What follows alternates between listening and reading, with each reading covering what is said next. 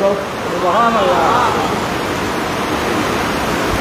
Job বেজে ইবনে in Allah Rahman job বেজে ইবনে জ্বর আল্লাহ মেজে কত খাঁদা খান্দি।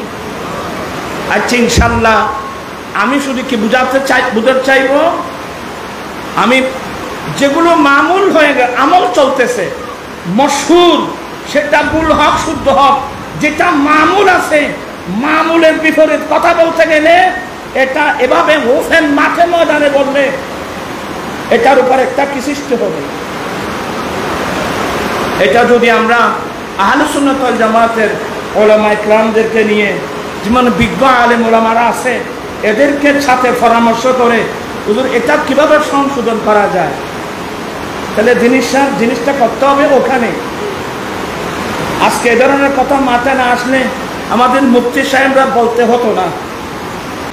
এভাবে এই যে মসজিদের ভিতর আজান সম্পর্কে ইখতিলাফ আছে, মসজিদের ভিতর আজান দেওয়ার বিধান নেই, এমনকি জুমার আজান সানি আজান দেওয়ার বিধান হলো মসজিদের দরওয়াজার বাইরে, মসজিদের বাইরে।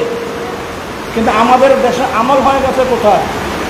মসজিদের ভিতরে। তাহলে মামুল যেটা হয়ে গেছে, মামুলের বিপরীত সিদ্ধান্ত নিতে গেলে সবাই ঐক্যবদ্ধ হয়ে ঘরের মধ্যে বসে পরামর্শ করে আমরা তার সিদ্ধান্ত নিতে হবে, যাতে পাবলিকের মধ্যে একটা সৃষ্টি না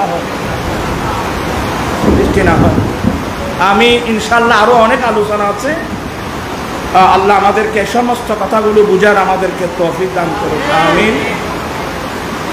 আসলে দর বেশি এসে গেছে। ওয়া আখিরু দাওয়ানা আলহামদুলিল্লাহি রাব্বিল আলামিন। আল্লাহুম্মা আমিন। মাওলানা সাল্লাল্লাহু ওয়া সাল্লিম দাইমান আবাদা আলা হাবিবিকা খায়রুল খালকি কুল্লিহিম। রব্বানা যালামনা আনফুসানা ওয়া ইন লাম তাগফির লানা ওয়া তারহামনা লানাকুনান্না মিনাল খাসিরিন। মাওলাই মাহফিলকে কবুল করো। তোরা বেগুনো করো। হাওয়ালাইনা লা আলাইনা, হাওয়ালাইনা লা আলাইনা, হাওয়ালাইনা লা আলাইনা। ইয়ে ন বুঝো পারলা অবৃষ্টিত বাদ দিতে পারবো ইন ন করিস বেরাহমাতিকা ওয়া রাহমাত। আসসালামু আলাইকুম।